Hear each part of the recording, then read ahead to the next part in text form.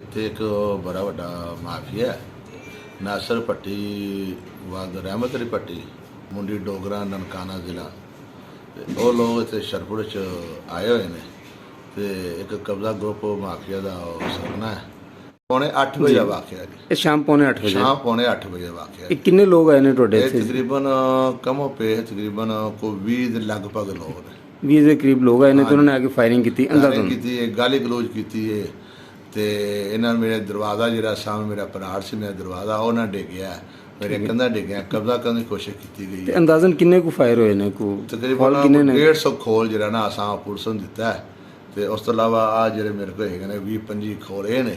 ਰਾਤ ਦਾ ਟਾਈਮ ਹੈ, ਸਵੇਰ ਪਤਾ ਚੱਲੇਗਾ ਕਿੰਨੀ ਕੁ ਗੋਲੀ ਜਿਹਨੇ ਖੋਲ ਬਾਕੀ ਪਏ ਤੇ ਬਕਾਇਦਾ ਉਹਦੀ ਰਿਕਾਰਡਿੰਗ ਉਹ ਜਨਾਬ ਫੋਟਿੰਗ ਕੈਮਰਿਆਂ CTV ਦੀ ਉਹ ਸਾਰਾ ਕੁਝ ਜਨਾਬ ਅਸਾਂ ਦੇ ਦਿੱਤਾ ਗਿਆ, ਪੁਲਿਸ ਨੂੰ ਦਿੱਤੀ ਹੈ।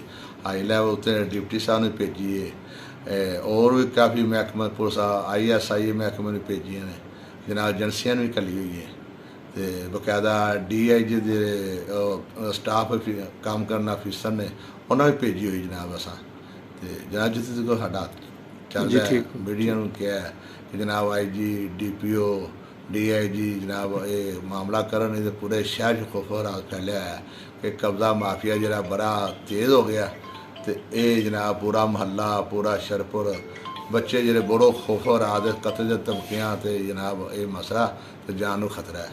ਇਹ ਜਨਾਬ ਨੂੰ ਹੱਲ ਕਰਨ ਠੀਕ ਹੈ, ਵਰਨਾ ਨਹੀਂ ਤੇ ਫਿਰ ਮਜ਼ਲੂਮੀਅਤ ਹੈ। ਜਨਾਬ ਗਵਰਨਰ ਸਾਹਿਬ ਵਜ਼ੀਰ ਆਲਾ ਸ਼ਹਿਬਾਜ਼ ਸ਼ਰੀਫ ਸਾਹਿਬ ਵਜ਼ੀਰ ਆਜ਼ਮ ਇਹ ਸਾਰਾ ਮਾਮਲਾ ਆਪਣਾ ਹੈਂਡਲ ਕਰਨ ਤੇ ਸ਼ਹਿਬਾਜ਼ ਸ਼ਰੀਫ ਮਾਸ਼ਾਅੱਲਾ ਬਹੁਤ ਅੱਛੇ ਨੇ। ਇਹ ਆਪਣਾ ਇਹਨਾਂ ਕਬਜ਼ਾ ਮਾਫੀਆ ਤੇ ਇਹਨਾਂ ਲੋਕਾਂ ਪਹਿਲਾਂ ਵੀ ਇਹਨਾਂ ਲਗਾਮ ਪਾਈ, ਇਹ ਅਗਰ ਨਾ ਪਾਉਣ ਤਾਂ ਜਨਾਬ ਇਹ ਲੋਕ ਫਿਰ ਜਨਾਬ ਉਸੇ ਤਰ੍ਹਾਂ ਕਰਨ ਜਿਹੜੇ ਕਰਾਚੀ ਦੇ ਹਾਲਾਤ ਹੋ ਗਏ ਨੇ ਇਹ ਮਸਲਾ ਕਰਨ ਦੇ। ਮਿਹਰਬਾਨੀ ਸ਼ੁਕਰੀਆ ਜਨਾਬ, ਦਾਦ ਰਸੀ ਕੀਤੀ ਜਾਏ। ਅਸਲਾਮ ਵਾਲੇਕੁਮ।